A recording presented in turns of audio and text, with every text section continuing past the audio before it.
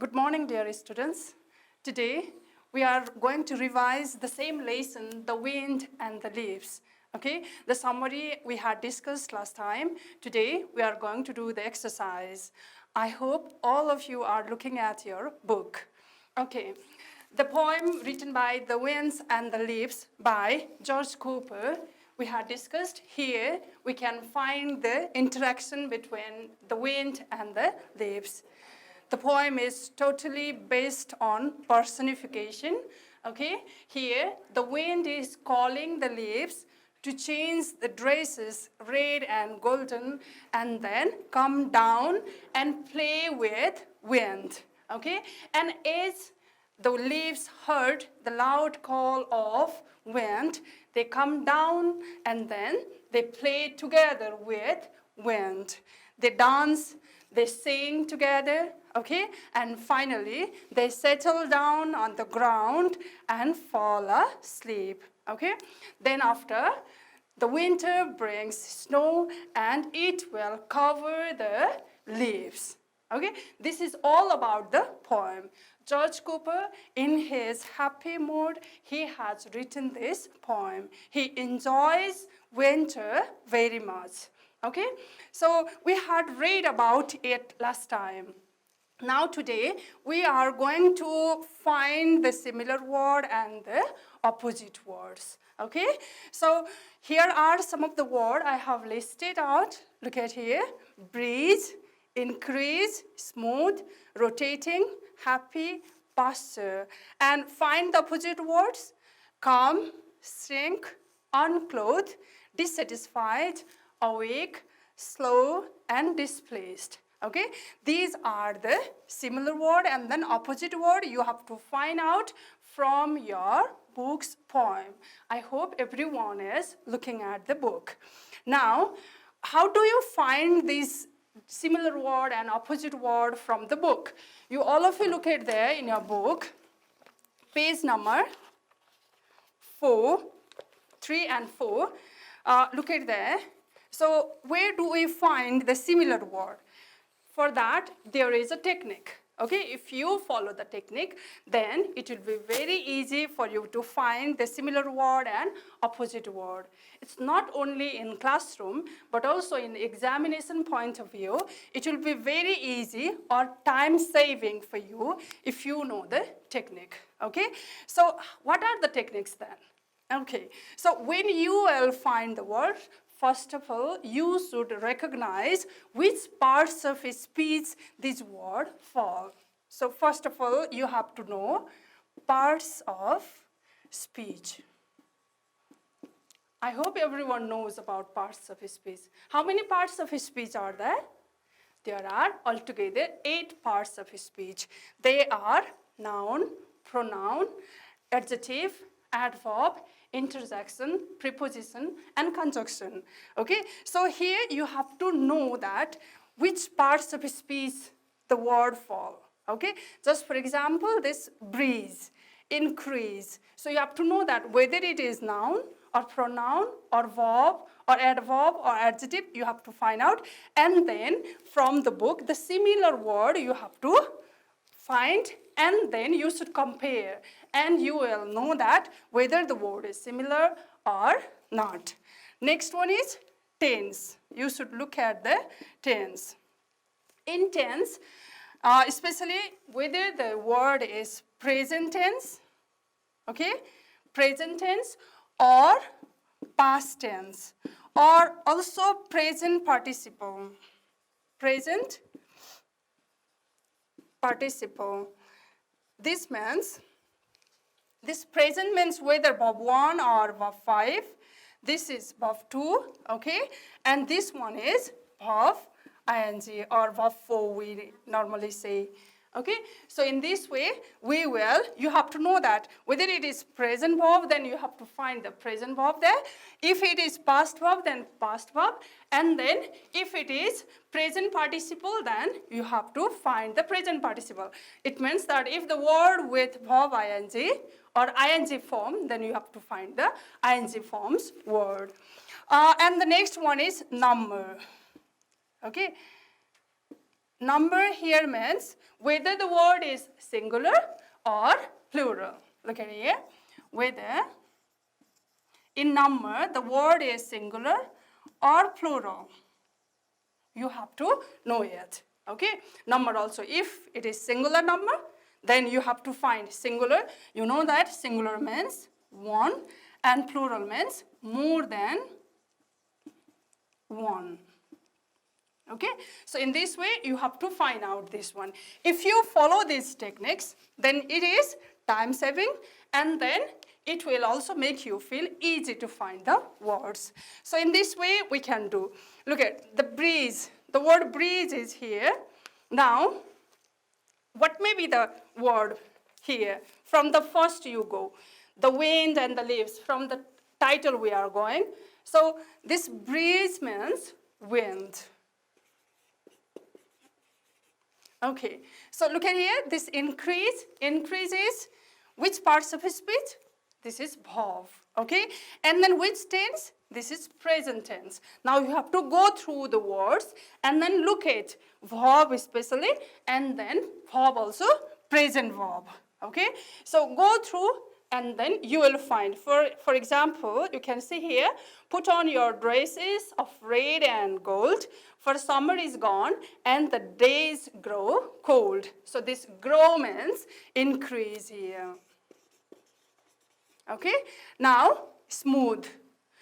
Smooth, you again go through next stanza. Soon as the leaves heard the wind's loud call, down they came fluttering one and all. So did you find the word smooth, the similar word? Of course not here. Let's go in another stanza. Over the brown field, then they danced and flew, singing the soft little songs they knew. So soft and smooth, these are similar. So in this way, we can find out. Just like here, rotating ing form is here. This is verb and ing form you can find here. So which words are ing form? You have to find and then write. So I'm going to tell you the answers here. Rotating is whirling. Happy is content, and pasture is meadow. So in that way, we can find the similar word. You have to think about the word. This word may be the similar, and then the same word you have to use here. If you find the similar meaning, then you can write the same word here. So if you follow these techniques also, it will be very helpful for you. Now let's talk about find the opposite word. There is calm. So calm is which parts of speech? This is verb. Okay. So from the first, you go through the first stanza. Okay. So calm, opposite means going, right? So what may be here? The word is there or not? Let's find. Come little leaves, said the wind one day. Come over the meadows with me and play. Put on your dresses of red and gold, for summer is gone. Look at it. So this come, you know that verb come, came, come, coming, and comes. So these are the 5 different forms of verb come. Okay. So this is verb 1, verb 2, verb 3, verb 4, and verb 5. This is present verb, present plural, and then this one is past. This one is past participle, this one is present participle, and this one is present plural, singular. So in that way, we will know. So which word it may be? It may be this one. So we have to find the verb 3. Okay. So here verb 3 is gone. So this is the opposite word. If you write go here, that will be wrong. It will be wrong if you write only go. Now shrink. Shrink means tighten. Okay. So let's see. Put on your dresses of red and gold, for summer is gone and the days grow cold. So here as well, this shrink is verb, okay? And then this is present verb, Okay, so grow and then shrink. Okay, these are opposite. So you will write grow here. Unclothed, unclothed means undress. So opposite word, undress. Okay, so this is, here you can find dresses, but this is not the opposite of unclothed. How it is not so? Because this unclothed is verb. As I have told you that parts of speech should be similar. Okay, verb if there is, then you have to find the verb. But dresses here is noun. Okay, so you cannot compare this to opposite word. You cannot write dresses here. If the word dresses here is used as verb, then you can write dresses. But here it is used as noun. So you cannot use here as opposite word dresses. So which can be then? Unclothed, undress, and then put on. Okay, put on. This unclothed means don't wear. Okay, don't put on. And opposite is put on. So in this way, we will find out. Okay, so here, dissatisfied means content, awake means asleep, slow means fast. Okay, displaced here means you can find yourself as well there in the book. So in this way, if you go through, I'm not writing all the words here because you will write yourself, you will find yourself and then write, use these techniques and go through. Okay? In this way, we can do the similar word or opposite word. Now let's talk about the exercise 5. Read the poem and match the words under column A with the meaning under column B. Look at here, the word meadow, fluttering, content, coverlet. Okay? Okay, so bedspread, grassland, moving lightly and quickly and satisfied. These are the words given here. Now you have to match from column A to column B. Meadow is grassland. Fluttering means moving lightly and quickly. Coverlet means bedspread. And content is satisfied. In this way, you have to match. Now, look at number 6. The questions answer. Read the poem once again and answer the following questions. So, what did the wind ask the leaves to do? The wind asked the leaves to calm down, right? Now, try to answer this question. How do the leaves look when they are old and ready to drop? They looked like red and golden. Why were the leaves so satisfied to come down? What do you think? Okay, they are satisfied to come down because winter has called them, invited them. When did the snow lay the bedspread over them? The snow laid the bedspread over them when it stops moving. Okay, when the leaves stopped moving, at that time the snow will fall and then lay the bedspread over them. So in that way, you have to write the questions answer. I'm going to give you some extra questions as well here. Just have a look.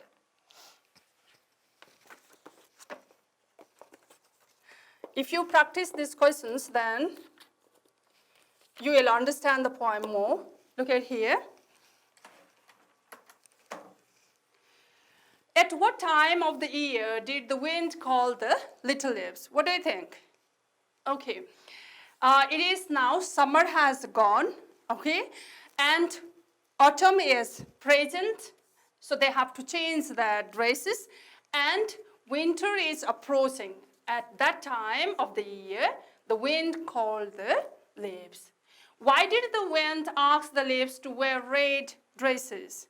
Because winter is approaching and this is autumn now. What did the leaves do after hearing the wind's call? When they heard the loud call of wind, they come down. What is causing the leaves to sing? Okay, they are very happy, they are enjoying, they are satisfied, so that cause sing. What is the poem about? As I have told you, this poem is about the natural interplay, interaction between the wind and the leaves. Okay, once again, I'd like to tell you, the poem, The Wind and the Leaves, is about the interaction, natural interaction between the wind and the leaves. Okay, so this poem, The Wind and the Leaves, written by George Cooper, this is a lyric poem. Lyric poem is a poem in which the writer or the poet expresses their own feelings, own experience. So by his own experience of winter, the poet has written this poem, The Wind and the Leaves. So that's all about the poem. I think you understood the message George Cooper would like to give all human beings is there are some natural rules which we have to happily follow. Just we can say that the leaves also would like to stay in their place. But when time comes, they have to come down. In the same way, we human beings as well, we born, we grow up, and finally we have to die. So that is the strict natural rule which we have to follow. That message George Cooper is going to give through this poem, The Wind and the Leaves. Okay, I think you understood the poem. Now let's talk about grammar section. Okay, all of you look at your book, page number 5.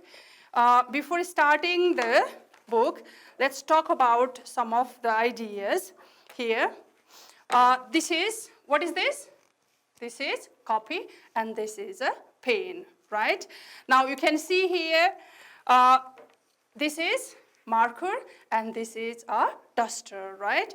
So these things, they go together, right? This pen and copy, this marker and then duster, they go together, right? So just for example, our cell phone and then charger, they go together, okay? So there are some things without the existence of other, there is no meaning of other part, okay? So here we are talking about subject-verb agreement. Let's talk about this now. In a sentence, we can find subject and verb, right? Let's look at here.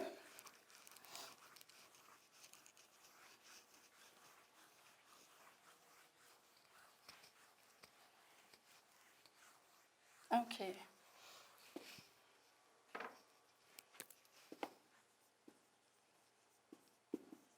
Subject, verb,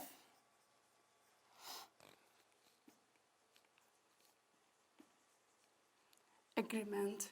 It is also called concord. Okay, concord is also, the meaning is agreement or harmony between, right? So subject and verb, okay? Subject and verb, these two go together, okay? And they should agree with each other. That's all we are reading about. Just for example, the cow gives us milk. So in this sentence, the cow is subject, okay, and gives is verb. So how do you know that this is subject? This is a noun, you know that. Whether there will be noun or pronoun, okay, there may be a person or as an animal or a place, whatever it is, okay? If these do some action, they are subject, okay? Here, the cow is performing some action. Performing action, so they are, the cow is subject here, okay? The cow is subject. Why? Why, students? Because the cow has done some action. Okay, so in subject, there may be another noun. Just you can see here, noun is here, here is pronoun, but this one is subject. Why? This is coming in front of the sentence, and also this is performing some action. So this is subject. And this one is verb. Verbs are action words. Verbs are action words. So whichever the word, if they do something, then that is verb. Okay, so this subject and verb should agree with each other. So agree with each other in what sense? In number. In number, they should agree with each other. Number here means if there is singular number, then the verb should be singular. If the subject is in plural number, then verb should be plural. Look at here. Singular, subject, then singular verb. So this is the thing you have to keep in mind. Singular subject if there is, then singular verb. If there is plural subject, then what will be there? Plural verb. Okay, so in that way, plural, I already told you in first class as well. Singular means one, plural means more than one. Okay, if the subject is plural, okay, then verb should be plural too. I would like to show you one more example. First of all, you have to know about what is subject and what is verb. Okay, how do you know that whether this is subject or verb? You have to know. Two things you keep in mind. One is subject comes always in the first part of the sentence, right? And then verb is after the subject. Another thing is subject performs some action. Okay, so this is the first part, you know that, and performing the action, so this is subject, and this verb is performing some action, okay, is the action, so action words are called verb. So these should agree with each other in their number. If singular, then singular verb. If plural, then plural verb. Now, let me write another sentence as well here.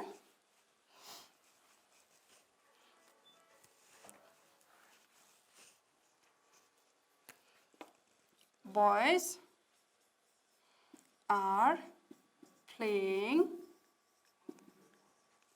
football.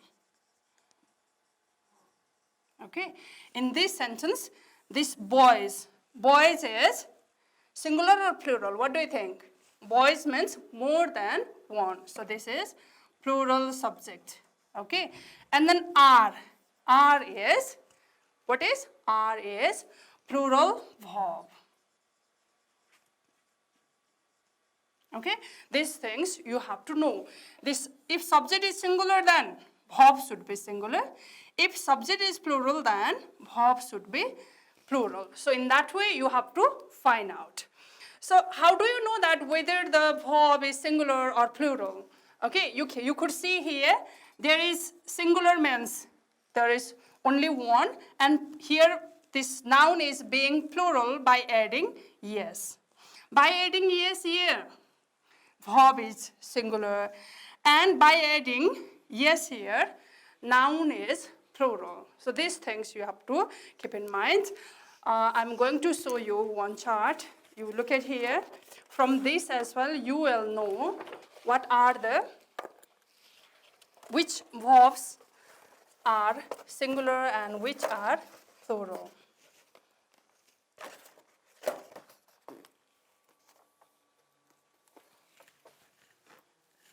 Look at here, 5 forms of the verb.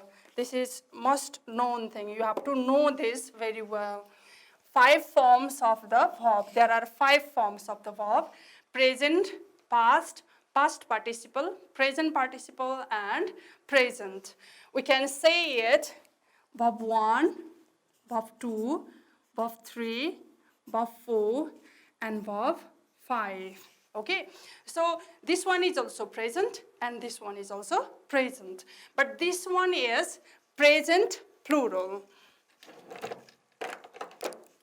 This one is present plural and this one is present singular.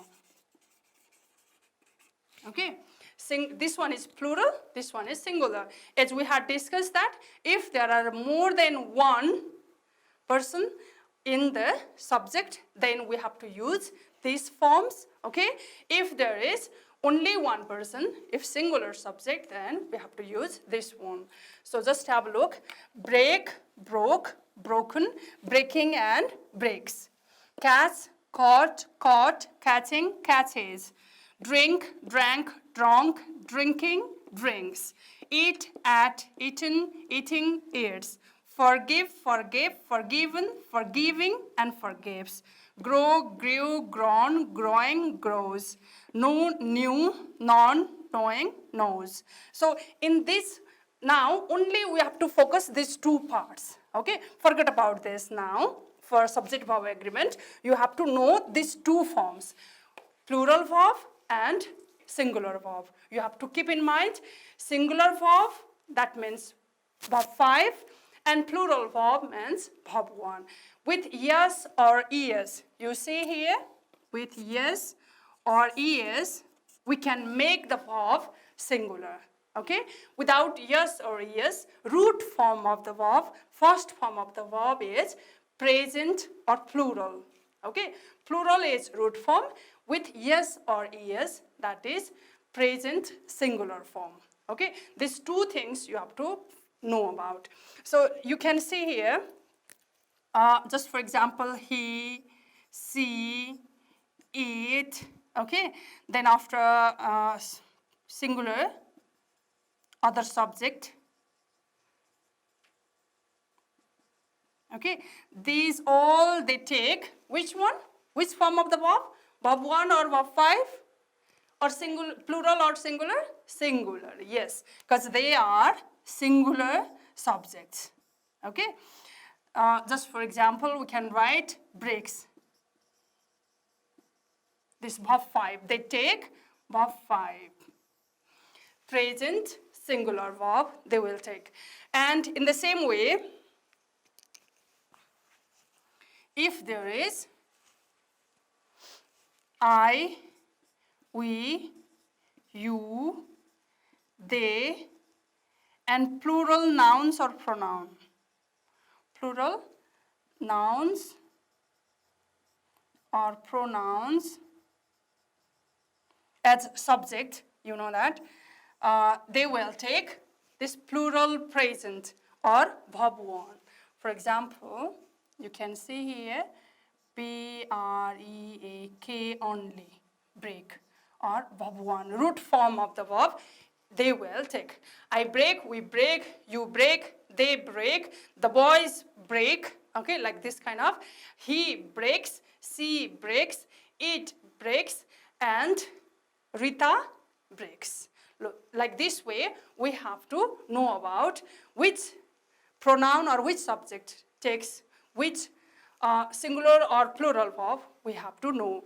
Okay, the rules and then remaining things we will read in our next class. Till now, you have learned about singular subject takes singular verb and plural subject takes plural verb.